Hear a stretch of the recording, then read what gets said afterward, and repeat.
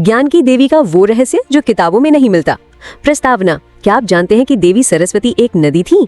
आज हम ज्ञान, कला और संगीत की देवी माँ सरस्वती के एक ऐसे रहस्य से पर्दा उठाएंगे जो उनकी कहानी को पूरी तरह बदल देता है। हम जानेंगे कि कैसे एक नदी देवी बनी, उनके प्रतीकों का गहरा अर्थ क्या है और कैसे वो आज भी हमारे जीवन को प्रेरणा देती हैं। नमस्ते, ज्ञान की गंगा में डुबकी लगाने के लिए तैयार हो जाइए। नदी से देवी तक का सफर। क्या आप जानते हैं वेदों में सरस्वती को नदी तमे, देवी तमे, अम्बी तमे कहा गया है, यानी सबसे श्रेष्ठ नदी, सबसे श्रेष्ठ देवी और सबसे श्रेष्ठ माँ। वो एक विशाल नदी थी जो आज के हरियाणा और राजस्थान से होकर बहती थी। ये नदी जीवन देती थी और इसके किनारे ही महान वैदिक सभ्यता फली फूली। पर समय के साथ भूगर्भीय परिवर्तनों के कारण ये महानदी विलुप्त हो गई। पर सरस्वती का प्रवाह रुका नहीं। उनका भौतिक रूप भले ही लुप्त हो गया, पर वे ज्ञान की एक शाश्वत धारा के रूप में प्रकट हुई। जैसे नदी बहकर ज्ञान देती है, वैसे ही वो वाणी और ज्ञान की देवी बन गई। माँ सरस्वती के स्वरूप का गहरा संदेश।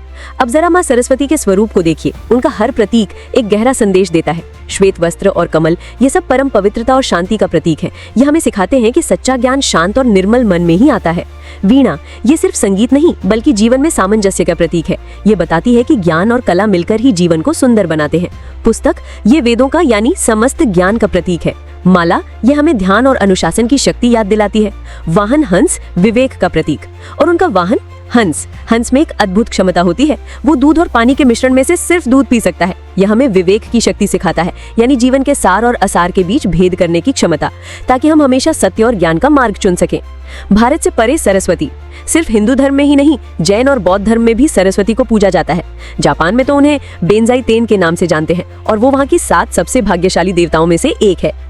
माँ सरस्वती का सच्चा आशीर्वाद। माँ सरस्वती का सच्चा आशीर्वाद केवल अकादमिक सफलता या परीक्षा में अच्छे अंक लाना नहीं है, बल्कि उस ज्ञान को विवेक में बदलना है जो हमें जीवन जीने की कला सिखाता है। तो अगली बार जब आप कोई किताब पढ़ें, कोई संगीत सुने या कुछ नया सीखें, तो याद रखिएगा, ये माँ सरस्वती का ही आशीर्वाद है जो आप तक पहुँच रहा है। अगर आपको ये जानकारी अच्छी लगी तो इसे अपने दोस्तों के साथ शेयर करें और कमेंट्स में जय माँ सरस्वती जरूर लिखें। याद रखिए, ज्ञान की ये ज्योति आपके जीवन को हमेशा रोशन करती रहे। मिलते हैं अगले वीडियो में। धन्यवाद।